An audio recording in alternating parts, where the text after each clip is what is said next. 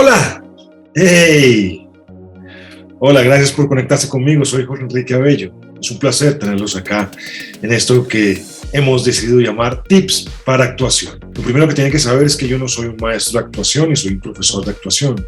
Simplemente soy un actor y aquí voy a compartir algunas de mis experiencias con algunas de sus dudas. A ver si aquellos que quieren comenzar este oficio que les gusta tanto, de alguna manera pues pueden empezar a encarrilarse de a poquitos, pueden tener algunos tips de actuación que los lleven a entender de qué se trata esto.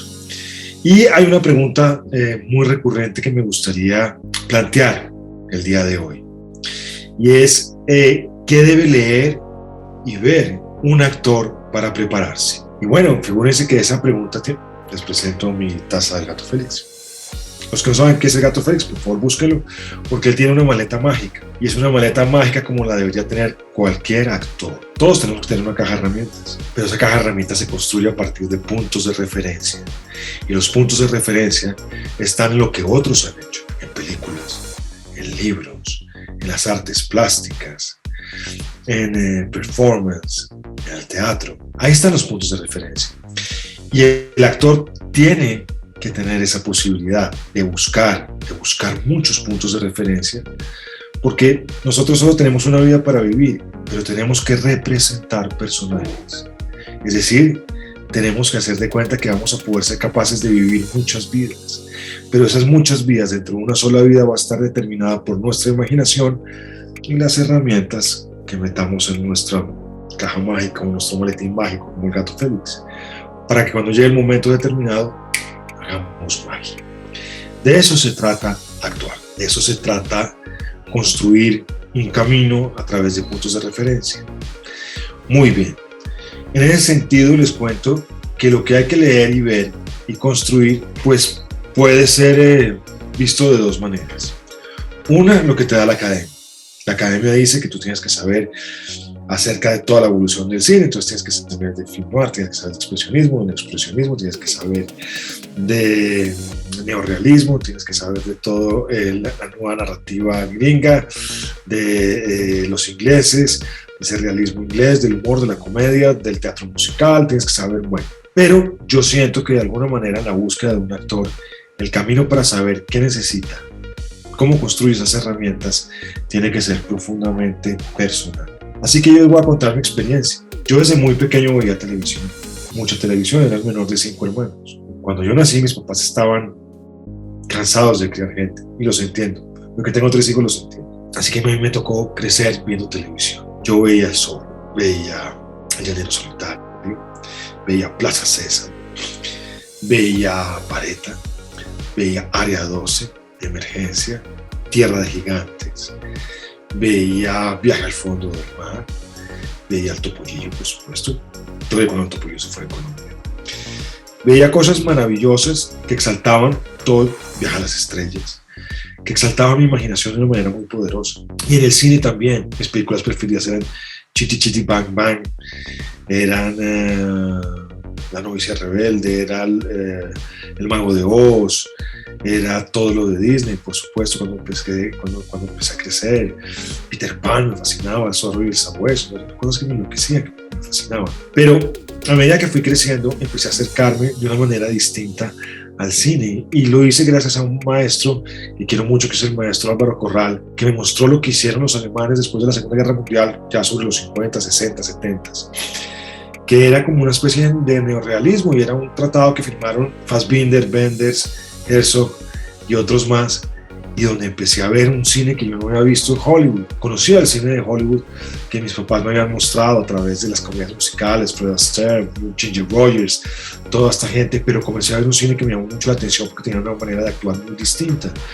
Y comencé a encontrarme con Bruno Ganz, comencé a encontrarme con Klaus Kinski, sus ojos desorbitados, extraños, en Boyzek, en El Enigma de Caspar, bueno, El Enigma de Caspar Hauser era otro actor, en Fitzcarraldo, Aguirre, La Ira de Dios, cosas que me impactaban muchísimo porque hablaban de temas que yo jamás me acercaría a hablar, y hablaban de cosas de una manera muy poderosa, porque Herzog tenía una poesía muy real. Era poético en todas sus imágenes, pero su cinematografía era realista, y entonces parecía algo cotidiano que lo que estaba pasando, pero era muy poético. Y ahí empecé a darme cuenta que había una cantidad de cine espeluznante que yo no había visto, y empecé, por ejemplo, a encontrarme con algo que me gusta mucho, con todo ese cine alemán antes de la Segunda Guerra Mundial, Nosferatu, el vampiro, y empecé a encontrarme también con Bergman, empecé a encontrarme con una cantidad de gente que me sorprendía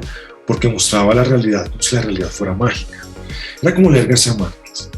Y eso empezó a llenarme a mí una cantidad de cosas que me hacían ver el mundo de una manera distinta y plantear el mundo de una manera distinta. Y yo creo que lo más importante en un actor es que pueda ver el mundo desde una orilla donde todos los demás no lo ven.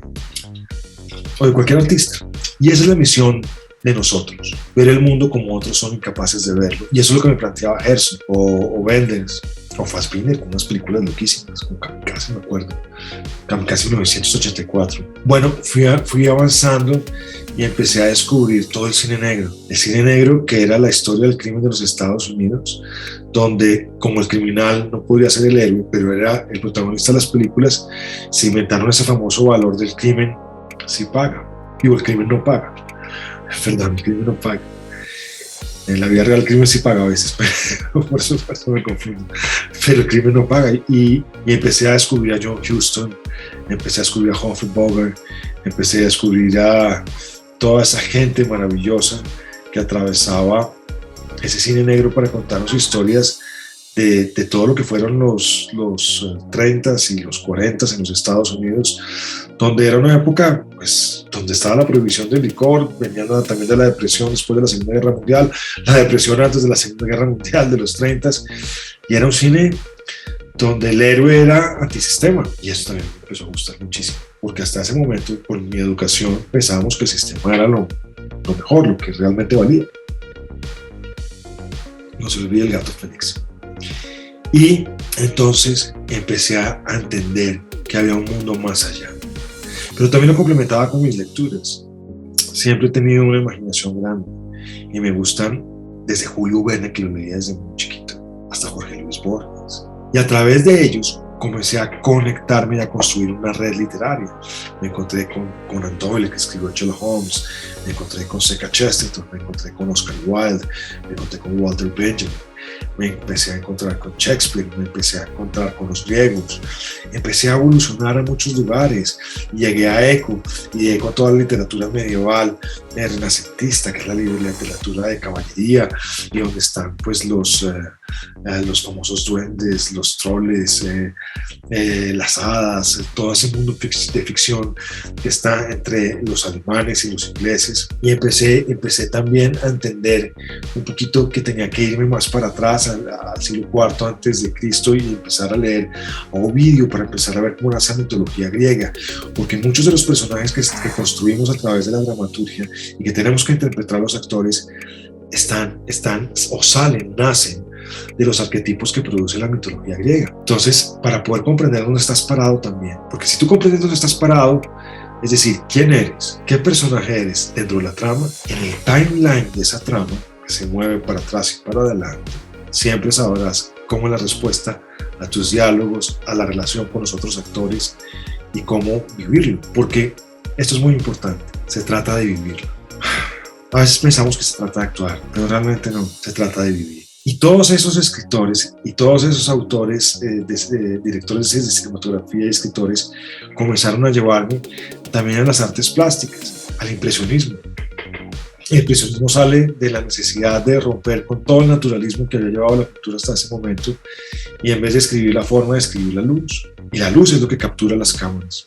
La luz es lo que hace los efectos en el teatro para que puedan existir personajes a través del tiempo, que rompan la barrera del tiempo en la caja negra. Ahí se vuelve muy interesante todo, porque eso me empezó a conectar con el cubismo, me empezó a conectar con el abstraccionismo, con la deconstrucción, me empezó con todo el arte conceptual y empecé a entender que había muchas, pero muchas formas de ver algo. Cuando usted tiene en cuenta que tiene muchas formas de ver algo, significa que la realidad se vuelve tridimensional. Y la tridimensionalidad de la realidad le va a dar la oportunidad de entender que su personaje puede ser bueno, pero tiene algo de malo.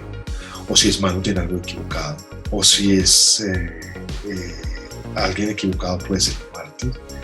O, en fin, lo que tiene es humanidad. Y la humanidad solo la tiene usted a través de la sensibilidad y la compasión de vivir la vida de otros. Y qué mejor que vivirla a partir del arte. Les acabo de dar una pequeña síntesis de mi camino a través de los puntos de referencia que tiene el maletín mágico El Gato Félix. ¿Cuál es el suyo? No lo sabe.